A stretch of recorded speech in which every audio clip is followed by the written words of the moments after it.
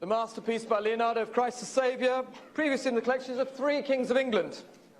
A treasure of the Renaissance and a triumph of capitalism.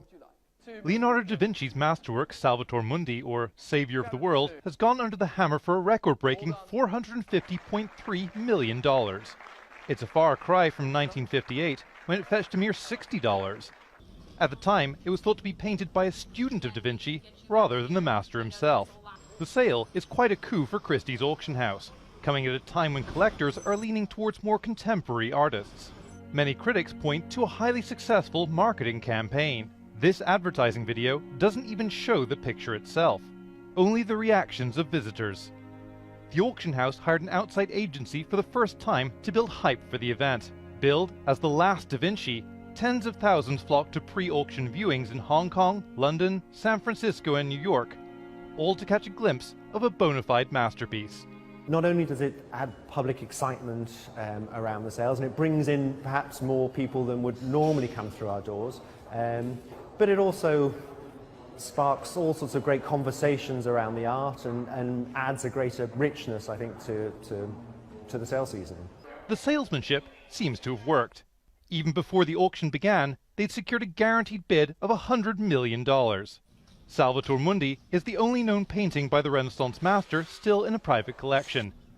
Da Vinci died in 1519, and fewer than 20 of his paintings are left in existence. Vincent Monaghan, Al Jazeera. In this video, you're going to see the USA News showing 2 popes bowing down to the Black Messiah and his Virgin Mother. The photo is called the Black Madonna. The government has information on the Black Madonna in their Library of Congress. The true Messiah is Yahusha, not Jesus. NBC's Claudio Luvanga is in Vatican City. Claudio, what do we know about what happened at that meeting this morning? And can you explain to the viewers who don't know why this is so rare? Well, Alex, as far as meetings go, it doesn't get more historic than this one. As soon as we saw the 2 popes together, we knew that this was a one of a kind. They were both dressed in white, of course, the only difference being with Pope Francis was wearing a little sash and a little cape there.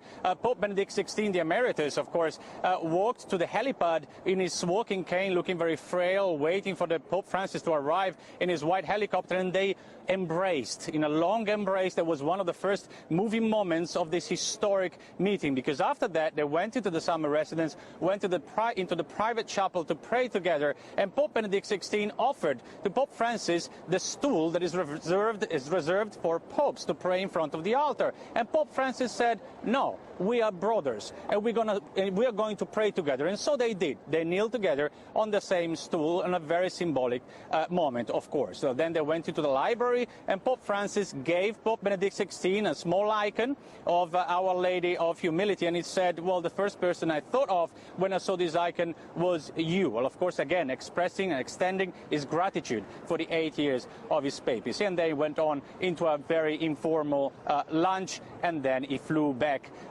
to the Vatican with the same helicopter. Well, I must say, to the great disappointment of the hundreds of people that gathered in Castel Gandolfo, hoping for the Pope or the popes together to appear on that balcony, Alex. Yes, but nonetheless, what a day, and what pictures you are able to bring us. Thank you so much, NBC's Claudio Luvanga from Vatican City.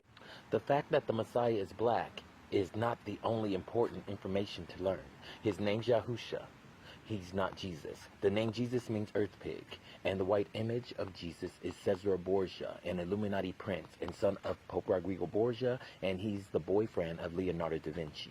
Also, the true Messiah, King Yahusha, he said in the New Testament that a demon created earth. The God who created earth is not his father. I have pages to back up all the information that I am sharing, and you can check out my pages on Facebook, True Awaken. We are in the awakening after the 400 years of slavery and oppression in the United States. From the year 1619 to 2019. The Bible verses for the 400-year slave prophecy is Genesis chapter 15, verse 13 to 14, and Deuteronomy 28:68. I have Bible verses to back up this information, and I also have a page with the government's slave map proving that the slaves that were brought to America are related to the Messiah. That page is called USA Slave Treasure Map.